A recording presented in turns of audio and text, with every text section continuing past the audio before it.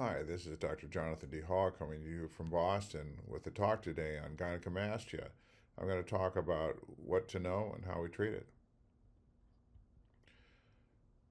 So, gynecomastia is not a new problem. It was first written about more than 1800 years ago by Dr. Claudius Galen. He was a very famous Roman physician who was born about 129 AD and lived for about 85, 86 years. And he described this gynecomastia as an increase in the size of the male breast due to the unnatural accumulation of fat. So our modern definition is now a palpable enlargement of the male breast due to an increase of glandular and stromal tissue. So not just fat, but breast tissue and breast glands.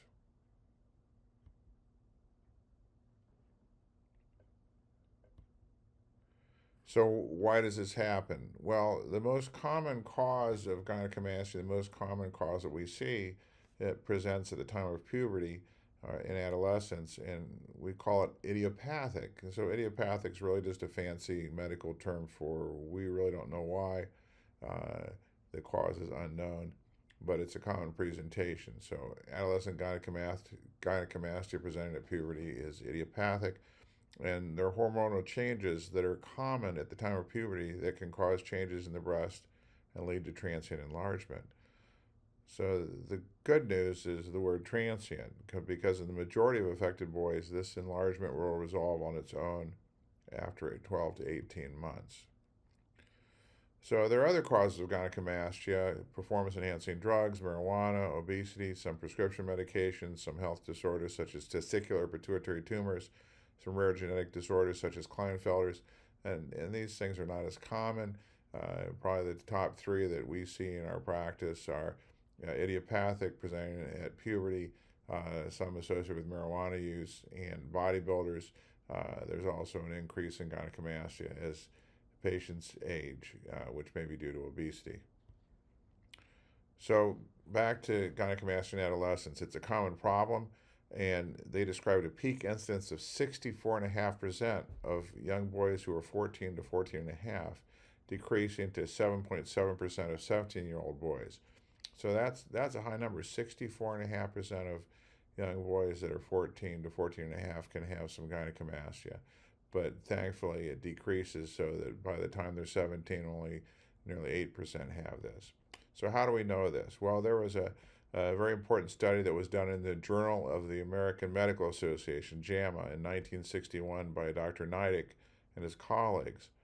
And they examined 1,890 normal boys in a Boy Scout camp. They excluded boys that were obese, and they found that the overall incidence of gynecomastia in all the campers was 38.7% in Caucasians and 28.9% in blacks. So the peak incidence was nearly 65% in 14 to 14 and a half year olds, and it decreased to 7.7% in 17-year-olds. So they recommended that adolescent gynecomastia should not be treated immediately with surgery or hormones because it typically would resolve over 1 to 2 years. So there's the word transient. But what if adolescent gynecomastia doesn't go away after 1 to 2 years? Gym class is a torment. Shirts versus skins, changing in the locker room. This is a very important time for social and emotional development. Swimming, playing on the sports teams, participating in gym class can all be very difficult. Patients can't wear fitted shirts, and they often report taping their chests or wearing extra compression garments to camouflage the appearance. So surgery for gynecomastia is done in an operating room as an outpatient procedure, and it typically takes 1.5 to 2 hours under general anesthesia. Our goal is to restore a normal contour and appearance of the chest. Most patients benefit from a combination of liposuction as well as direct excision of breast tissue through an incision around the inferior areola. Wetting solution is a dilute local anesthetic that is placed underneath the skin. Here's a typical patient of mine who's 19 and has idiopathic gynecomastia that presented at puberty. So the markings are typically done in our office the day before. We mark a topographic map. We mark the spot where the incision is going to be along the inferior border of the areola, and another small incision along the lateral border of the pectoralis muscle. So I prefer power-assisted liposuction. This mechanically disrupts the fat by vibrating back and forth. There's less risk of dense irregularities than with energy-based devices such as Vaser or laser liposuction. With the patient under general anesthesia, we place that wetting, or sometimes called tumescent solution, underneath the skin to swell the tissues. And then we loosen the fat up with a basket cannula. And it's named after Dr. Becker, who's a plastic surgeon from Florida, and it's called the Becker basket cannula. But those fins on the side of the cannula help to mechanically break up the fat before we start the liposuction. Then with the power-assisted liposuction is performed. Here's a diagram through the incision around the areola and through a second incision. Now, I've changed from the way we were taught to place this incision where the artist shows it up in the upper part here, because that's about the only scar that people typically will see after 6 months, even though it's small.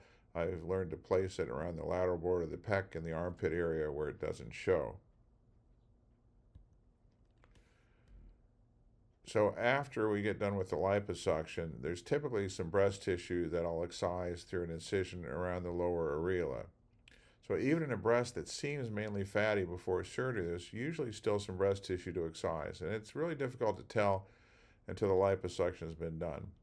So after that breast tissue is excised, we'll finish up with additional liposuction and then smooth the fat with the Becker basket cannula, not on suction, that helps to smooth things. So typically surgery takes about 2 hours under general anesthesia. Post-op care, most patients are back at school or office work after a week. They wear a compression vest for 6 weeks. There's no strenuous activity or sports for 6 weeks, but typically after 6 weeks, patients are back to all activities. So here's our 19-year-old shown before and again 5 months after. And here's a front view before and 5 months after. A side view before and 5 months after. So he can go to gym class now. He can go to the beach and can feel normal again. Tremendous relief for these patients.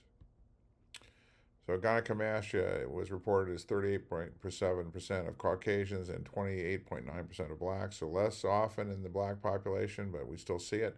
Here's a 19-year-old patient of color of mine who had gynecomastia shown before and again 6 weeks after surgery. And here's a side view before and 6 weeks after surgery again. Nice flat chest, even contour, can now go to the beach, can be in gym class, and can feel normal again. An oblique view before and after. So unilateral gynecomastia, or gynecomastia on one side, is often seen. So 75% of the adolescent patients are bilateral, but in all cases of gynecomastia, 30 to 50% are bilateral. So here's a 19-year-old patient who's a business student at a university down south. He has unilateral gynecomastia, and we can see his right breast is enlarged and the areola is enlarged. So here he is before and again 6 months after surgery, before and 6 months after surgery. Now, you'll notice his areola is enlarged on that breast, and this is an interesting thing to look at, because the normal male areola, the normal aesthetic male areola, is 25 millimeters. But the areola will often shrink when the breast tissue is removed, as we can see here. So you could come back and place a purse string incision around the areola to make it smaller, but that scar sometimes looks more noticeable. So we'll usually let it shrink on its own and see how well it does before we consider an additional skin excision. So another patient we commonly see in the office is the bodybuilder with gynecomastia, and they have a very different presentation. So typically there's a history of gynecomastia, late teens, early 20s, and usually there's a history of some type of weight lifting supplements. They may be legal over-the-counter supplements or non-legal performance-enhancing drugs, but it presents very distinctly. There's a very firm mass of breast tissue underneath the areola. There's not as much fat. Here's a patient of mine who's a 23-year-old bodybuilder, shown before and 2 years after surgery. So even though there's not as much fat, I still prefer the same technique. I start with the liposuction before the excision. We put in the wetting solution. I go in with the Becker cannula to separate the fatty layer and break up the fat, and then I'll excise the breast bud. So although there's not typically as much fat as with the adolescent presentation, starting with the liposuction, it helps me to separate the skin from the breast tissue, allows for more even excision, more finesse in excising the breast tissue. And in my hands, it gives a smoother resection. So here's our patient side view before and 2 years after. Here's another bodybuilder with gynecomastia shown before and 4 months after. And you can see that after he was allowed to start working out 6 weeks after surgery, he went back to the gym and already has started to get more muscle definition. The hands on the head view is very helpful because it really shows kind of the breast tissue itself without any contribution from the skin. And you can see before and after how his chest is nice and flat and just his muscles afterwards, and no more gynecomastia with the hands on head view. And here's the side view before and after, again 4 months after, and the oblique view before and 4 months after. So what about gynecomastia in the 30s and 40s? So we'll see a lot of patients that come in that just weren't able to do surgery when they were younger, but they still had an idiopathic presentation. They got gynecomastia at puberty and it just never went away, and it's just always bothered them. But of course, the skin becomes less elastic as we age, and then we also have patients who've gained and lost weight and have less skin elasticity. So here's a patient of mine who's 32, shown before and 6 weeks after surgery, and pretty great result, already doing well, able to go to the beach, able to resume his normal activities, excellent contour on an oblique view. He's got good skin elasticity at 32 and has a nice result with our standard technique. Nice flat chest, and looks like a normal male. It does not look like someone that's had gynecomastia or female breast. Here's another patient of mine who's 35, shown before and again 6 weeks after surgery. Again, excellent result. Muscular guy, normal chest, oblique view before and 6 weeks after, and side view before and 6 weeks after. Complete correction, no laxity of the skin. Here's a patient of mine who's 34 who played football in college and developed gynecomastia. At the time he was in the football program, perhaps they were doing some performance-enhancing drugs. He has a little looseness to the skin, but here he is before and 6 months after. And arms up view before and 6 months after. The hands on the head view takes away any laxity of the skin and shows that we've gotten a nice, even, and flat resection of the chest. And the side view before and after. So he can go to the beach, he can wear a shirt now and not look like a man that has breasts. Here's the oblique view before and after. So patients tell me they'd like to be able to wear a fitted shirt. They don't like seeing the prominence of a breast underneath the shirt. Here's a Shutterstock image, which is not an actual patient. But here is an actual patient. So here's a 46-year-old patient of mine who went to the Red Sox game and had this picture, and he was really unhappy because he could see the outline of his breasts in the picture, and here he is to the right with his shirt off. And that gave him the impetus to come in and finally talk to us about gynecomastia surgery, something that had been bothering him since he had it at puberty. So again, 46, a little bit of looseness of the skin for a typical 46-year-old. Here he is before and 4 months after with our standard technique. Here's the hands on the head view, showing the breast contour after surgery without any effect of loose skin. You can see he's nice and flat. Of course, with his arms down, has a little bit of loose skin, but he can feel great now with a fitted shirt on and can take his shirt off at the beach. So here's another case. Here's a patient who's 61. He sold his company and wants to now spend time at the beach with his grandchildren. So he wants to be able to look good with a tight shirt on, but also with his shirt off at the beach. So here he is before and here he is 10 months after surgery. So he's got a nice correction of his gynecomastia. There's a little bit of looseness of the skin, as we might expect for a 61-year-old, but he looks more like a normal 61-year-old and not somebody that's had surgery. Here's his arms up view before and after, showing a nice flat chest, and the 3/4 view before and after. And again, he can go up and down the beach. He can wear a fitted golf shirt and can feel normal. Here's a patient with a little more laxity of the skin, 68-year-old gentleman, overweight, and here he is before and 18 months after surgery. Here's the hands on the head view before and 18 months after surgery. Again, showing that we've got a nice flat resection, but of course he's got some laxity of the skin, and the skin is looser, but not enough that he wants to put a visible scar on his chest. So he can wear a fitted shirt now without his breast showing through the shirt or the t-shirt, and he can take a shirt off at the beach and looks like a guy that's lost weight. He doesn't look like a guy that's had gynecomastia surgery. So what about skin excising procedures? So a skin excising procedure tightens the skin and gives the flattest chest, but it usually leaves visible scars that make it difficult for patients to feel comfortable with their shirt off at the beach. So we'll spend a lot of time talking about a patient's goals, and so they can understand what we can do and what we can't do. Because sometimes the enemy of good is perfect, and we want to look better and meet their goals, which oftentimes means that they not only want to look good in a shirt, but look good with the shirt off at the beach. But what about patients that are really lax? Here's a 60-year-old who's had a gastric sleeve and has lost 125 pounds, and he's got lots of loose skin. And so after discussions, we did a skin excising procedure with the free nipple graft. So basically it's a type of a mastectomy. We take the nipples and move them up like a skin graft to the normal location. He had a brachioplasty arm lift done at the same time.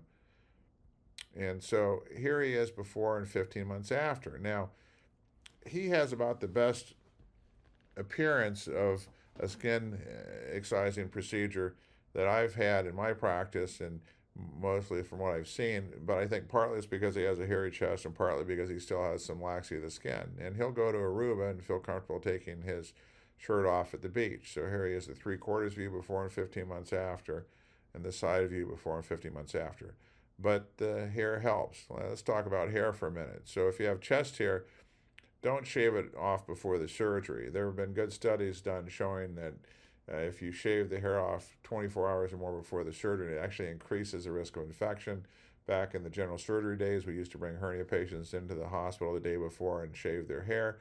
We found out that actually the little nicks in the skin increase the risk of infection. So we will shave the hair the morning of surgery. But don't remove that hair with laser hair removal if you have gynecomastia, because you can let it grow after surgery. It helps to hide any irregularities or little looseness of the skin. So here's a patient with lots of loose skin. So he had lost 100 pounds with diet and exercise 30 years before and always had a loose chest, but now comes in with a 3-month history of left chest gynecomastia. So we had him seen by general surgery and screened. It wasn't a breast cancer, it was gynecomastia. And so he's got lots of loose skin. And his goal is to be able to wear a fitted bicycle shirt. And we talked a long time about scars. And in his case, we're actually doing an upper body lift as well. So that's not, again, typical for a gynecomastia procedure, but you can see how we're going to take the nipples off, move them up as a free graft, excise skin and breast tissue. So here we are at 2 years, and he's got a normal contour and no more loose skin. He can wear a rash shirt at the beach. He can wear a tight, elastic bicycle shirt and have an excellent flat chest, normal contour. But the trade-off is visible scarring. And so at 2 years, the scars are not going to really fade anymore. And I asked, do you take your shirt off at the beach? You feel comfortable with that? Nope. So he's happy because he can wear his fitted bicycle shirt, he can wear a rash shirt at the beach, but he doesn't feel comfortable taking his shirt off at the beach. Here's the back view. So skin elasticity matters. So the news of this is that satisfying results can be obtained at any age. If you're troubled by gynecomastia, the most optimal results are in younger patients with good skin elasticity. I've heard it said that it's not just the tailor, it's the fabric the tailor is working with. So the good skin elasticity makes a difference. So in this video, we've reviewed the most common presentations of gynecomastia, why it bothers patients, and how we can correct it. We've learned that gynecomastia is surprisingly common in adolescents and often presents at the time of puberty and affects as many as 65% of 14 to 14.5-year-olds. But in most cases of adolescent gynecomastia, it's going to go away on its own after 12 to 18 months. And it's only present then in about 8% of 17-year-olds. We also learned that the treatment of gynecomastia in bodybuilders and in patients as they get older, and in patients with significant weight loss and lots of skin elasticity. So if you have gynecomastia and it bothers you, then contact a board-certified plastic surgeon in your area to find out about your options. So this is Dr. Jonathan D. Hall, board-certified in plastic and reconstructive surgery, coming to you from Boston. I've left my contact information on the side if you want to reach out with any questions. Thanks for listening, and I hope this talk was helpful for you.